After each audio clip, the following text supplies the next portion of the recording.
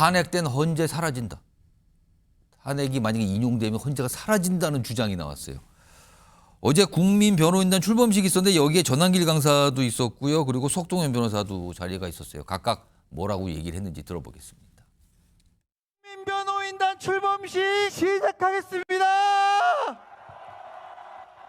큰 박수와 함성으로 인사하겠습니다. 벌써 15만 명의 국민변호인단이 모였습니다. 만약에 탄핵을 인용해서 파면시킨다면 헌법재판소는 역사 속에 사라지게 될 것이고, 특히 고마운 분들은 사회 현실에 눈을 뜨고 분노하기 시작한 우리의 미래 세대, 우리의 귀한 2030 청년들입니다, 여러분. 저런 모습이었습니다. 신영 전 의원님. 앞서서 전한길 강사, 탄핵이 인용되면 헌재가 역사로 사라질 것이다. 이거 어떻게 봐야 되는 겁니까? 똑같은 국민의힘과 지금 구구 지지자들의 헌재 탄압과 압박의 일환으로 보입니다. 그래서 전한길 이 강사도 지금 약간 정치하고 싶은 것 같아요. 그래서 이 대중 앞에서 마이크 잡는 거에 이제는 좀 취한 거 아닌가라는 생각이 들고, 기본적으로 이성적인 판단을 하는 그런 상황에서 좀 벗어난 거라고 생각이 듭니다. 상당히 안타까운데요. 이번 비상계엄을 통해서 내란이 아직 종식되지 않았다라는 국민적인 그런 걱정들이 계속됐는데, 서부지검 사태를 보면서 우리가 제1의 내란이 발생했다고 생각하는데, 만약에 저런 방식으로 탄핵이 인용되고 나서 헌재에 대해서 사라질 것이라고 얘기하면 지금 윤석열 지지하는 많은 그런 흥분된 지지자들이 헌재로 몰려가서 헌재에 대해서 또 물리력이나 아니면은 폭동이나 여러 가지 위험한 상황을 초래할 수 있다. 예. 그런 것들에 대한 지금 우려를 이 전한길 강사의 발언에서 볼 수가 있는 거고요. 오히려 이런 집회를 통해서 국민변호인단 예. 이런 계속해서 이제 광주에서도 모임이 있지 않습니까? 계속해서 이런 분들한테 지령을 내리고 윤석열 대통령이 헌재에 나와서 본인 발언을 통해서 선동을 하고, 이런 방식으로의 악순환의 고리가 커지고 있기 때문에 대한민국의 비상계엄의 지금 위기가 오히려 해결되지 않고 더 악화되고 있다는 면에서 국민적으로는 매우 걱정이 되는 상황입니다. 그러니까 어떻게 보면 굉장히 과격한 발언일 수 있는데, 이 자리가요 국민변호인단 출범식이었어요. 그런데 홍석준 전 의원님, 이 자리에 한 3천 명 이상이 모였다고 그래요. 저녁 시간에 약간 추위도 있었는데, 그리고 가입자가 국민변호인단 가입자가 15만 명이고, 지금 소개되기로는 이 중에 2030 청년 세대가 30% 이상 훌쩍 넘어갔다는 나오는데, 이 현상은 또 어떻게 봐야 되는 겁니까? 지금 탄핵 반대 집회를 가면 그 이전하고는 좀 두 가지 점에서 확연하게 좀 다른 점이 있습니다. 예. 첫 번째는 뭐냐면 사실 그동안은 어떤 우파 보수 지향의 국민들, 시민들 같은 경우 앞에 나가가지고 말하고 이런 것들을 좀 그렇게 절개하지 않았습니다. 그런데 요즘은 막 서로 나가려고 하고 있습니다. 두 번째는 2030 젊은 세대들이 굉장히 많습니다. 예. 지금 국민변호인단 뭐 제가 좀 전에 확인해 보니까 지금 16만 명을 돌파를 했는데, 또 늘어났군요. 근데 그새. 거의 한 40%가 20, 30대입니다. 그만큼 젊은 어떤 청년층이 이번 비상계엄을 통해서 그동안 어떤 민주당이 어떤 저질렀던 어떤 국정마비, 그리고 줄탄핵을 비롯한 여러 가지 어떤 입법 행포에 대해서 더 어떤 다른 세대보다도 굉장히 현재 굉장히 공분하고 있다. 이런 어떤 측면이 아닐까 생각하고, 저는 민주당에서 오히려 어떻게 보면 전한길 선생이라든지 지금 저런 어떤 말들에 대해서 너무 지나치게 확대 해석을 하면서 좀 공격을 하고 있다. 예를 들면 헌재가 없어질지도 모른다, 이런 말들은 87 헌법 이후로 이제 우리 대한민국 헌법 체제에서 이제 5년 단임 헌법재판소가 생겼지 않습니까? 예. 그런데 헌법재판소가 생긴 이래로 지금처럼 헌재 어떤 불신이 국민들 사이에서 많았던 적은 없습니다. 그렇기 때문에 앞으로 어떤 개헌이 만약에 일어날 때 시기가 되면 헌법재판소의 어떤 무용론에 대해서 저는 본격적으로 저는 불붙지 않을까, 그런 어떤 측면에서 헌재의 어떤 문제점을 지적한 것이 아닌가 생각합니다. 자, 일단 어제 저녁에 이런 모습이 하나 있었고요. 그리고 오늘 정치권의 많은 분들이 좀 걱정을 하면서 한 얘기가 있어요. 내일 잡혀있는 일정 때문이거든요. 내일 광주에서 집회가 있습니다. 두 가지의 다른 집회인데 아주 인접해서 열린다 그래요, 지금요. 이거 지도로 좀 설명 좀 드리겠습니다. 이게 어디냐면 광주 금남로 일대입니다. 여기 보시면 이 위에 빨간 네모이가 금남로의 일부죠. 그리고 밑으로 쭉 내려오면 파란색 공간이 여기가 5.18 민주광장이 있는 곳이에요. 그리고 그 인방이 과거에 옛 전남도청사 건물이 있잖아요. 지금도 거기도 있어요. 그 근방이고 파란색 근방이거든요. 그런데 여기가 한 200m 간격을 두고요. 저 빨간색 네모에서는 탄핵 반대 집회가 열려요. 여기에 또 아까 나왔던 전환길 강사가 여기 참여하고요.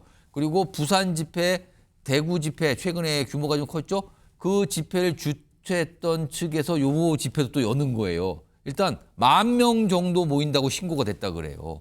오후 1시부터 4시 사이. 그리고 거기서 200m 약간 남동쪽으로 떨어진 5.18 민주광장에서는 탄핵 찬성, 탄핵 촉구 집회가 또 열리는 거예요. 여긴 또 오후 한 5시 정도부터. 그러면 약간 시간도 겹치고 굉장히 인접해 있거든요. 그래서 많은 분들이 걱정을 하는데 신현영 전 의원님, 탄핵 반대 집회 지역으로 광주, 그것도 금남로를 택한 어떤 의도, 목적, 이거 뭐라고 보십니까? 분명히 있죠. 부산에서 그리고 대구에서 집회를 하고 성공적으로 사실 많은 사람들이 집결을 했단 말이죠. 그리고 그 위에 천안에서 또 한 번 했어요. 예. 예. 그리고 지금 광주에서는 한 번은 신청을 했다가 사실은 지자체에서 예. 허락을 안 했기 때문에 그게 5.18 광장이었죠, 원래 예, 신청했던 장소가 게. 5.18 광장이었고요. 이번에는 금남로에서 한다는 건데 이 장소가 어떤 의미가 있습니까? 우리가 전두환 쿠데타 세력 그 5.18에서의 민주 열사들이 예. 정말 총 맞아가면서 그 광주를 지켰던 그런 역사의 현장이기 때문에 이런 의미 있는 정말 광주의 그런 아직도 유가족들과 많은 시민들이 트라우마를 갖고 있는 이 비상계엄과 쿠데타에 맞서고 있는 많은 사람들이 사실은 양극단의 사람들이 모여가지고 뭔가 시위 집회를 내일 연다라고 했을 때 그 집회에 가보면 현장에서는 상당히 사람들이 어떻게 보면 아드레날린 그리고 교감신경이 흥분하게 됩니다. 약간 그 격앙 막 예. 이런 된 상태겠죠, 아무래도. 예, 소리 지르게 되고 오. 구호제창하게 되고요. 그리고 막 이제 흥분된 상태가 되면 어느 정도의 가치관과 이념이 다른 사람들이 200m의 거리를 가지고서는 충돌할 우려가 없을까? 이 안전의 부분에 있어서 가장 걱정이 되는 부분이고요. 물론 집회 시위의 자유가 있기 때문에 집회 신고를 하고 모인다고 했을 때 그거 자체를 차단할 수는 없긴 하지만 대한민국이 광주에서 호남에서조차도 이렇게 예. 쪼개지는 모습을 같은 날 비슷한 시간대에 보일 수 있을 것이냐 예. 이것에 대해서 많은 사람들이 사실 안타까움을 금하는 그런 우려를 미리 표명하고 있는 것이죠. 지금 방금 이 화면에 나간 집회는 오늘 낮 금남로 일대 모습이라 그래요. 여기에서 벌써부터 뭔가 움직임들이 있네요, 지금요. 이거 내일 심상치 않을 수도 있는데. 근데 신영 전 의원님, 내일 금남로 일대에서 열리는 탄핵 반대 집회 일단 10,000명 정도로 신고했대요. 규모가 상당합니다, 10,000명이면. 그렇죠. 뭐 신고를 그렇게 했기 때문에 실제로 그만큼 모일 것인가는 그건 내일 또 별도 지켜봐야 문제지만. 되지만 지금 전환길 씨를 비롯한 많은 그런 이 정도 규모로 좀 예상하고 신고를 했다는 거잖아요. 예, 지금? 집회에 그런 관계자분들이 부산에서도 대구에서도 참여하신 분들 광주로 많이 오시라라고 홍보를 하고 있기 때문에 이게 비단 호남이나 광주의 분들이 참여하는 게 아니라 여러 지역들에서 정말 윤석열 지지하는 사람들이 다 같이 힘을 모일 어떻게 보면은 우리가 지금 구구가 집결하고 있는 또 하나의 현장이 될 수도 있어서 지켜봐야 될 것 같고요. 반대로 지금 탄핵 가결을 하는 그 촉구 집회입니다, 예, 거기는. 집회에서는 지금 500명을 일단 500명 정도라 신고했는데 그래요. 사실은 1만 명과 500명 그런 모습은 연출되지 않을 거라고 생각을 하고요. 오늘 아까 이 화면에 나갔던 모습 오늘 이 금남로 일대 모습이라는데 벌써 움직임들이 막 생기는 것 같아요, 지금요. 예, 그렇기 때문에 시민단체를 포함해서 많은 그 집회 관계자들이 더 많이 모여서 정말 민주화의 성지인 광주를 지키는 모습을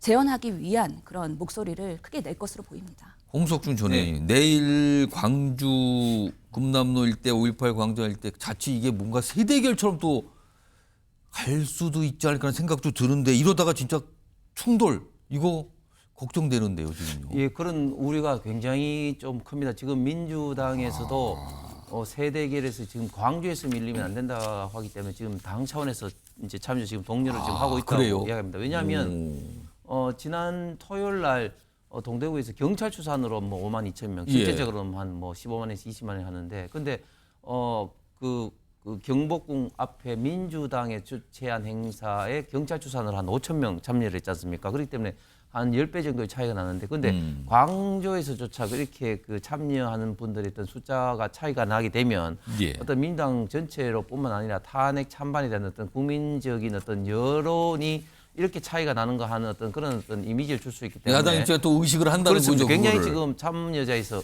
의식을 해서 지금 당 차원에서 민주당 차원에서 지금 참여 동의를 하고 있다고 이야기가 들리고 있습니다. 그런데 지금 벌써 탄핵 그 반대 집회는 뭐 서울에서 광주에 내려가는 뭐 KTX라든지 지금 뭐 고속버스의 뭐 차표가 뭐 끊겼다 할 정도로 많은 분들이 참여 예정일 것 같은데, 근데 거기에다 대고 박균택 의원 같은 경우는 뭐 집회 참여 장소 추천을 뭐 쓰레기장으로 뭐 한다든지 또 강기정 그런 시장이 또 얘기가 허가를 있었죠, 또. 하지 않은데, 저는 그런 어떤 분들의 이야기는 5.18의 진정한 어떤 의미를 지금 흐리는 거라 봅니다. 왜냐하면 5.18의 진정한 의미가 뭡니까? 결국은 군부 당시 어떤 독재에 맞서 싸운 어떤 그 자유민주주의를 찾는 어떤 국민적, 특히 광주, 전남 시도민들의 어떤 열망인데, 지금 광주, 전남 시도민의 그 열망인 5.18의 가장 기본 어떤 정신은 자유민주주의, 즉 어떤 표현의 자유를 마음껏 어떤 주장을 할 수 있는 국민적인 예. 어떤 토대를 마련한 것인데, 그런 어떤 기본 정신을 어떻게 보면은 반대한다는 것은 저는 예. 5.18 정신을 어떻게 보면 망각하는 어떤 그런 어떤 발언과 조치가 아닌가 생각합니다.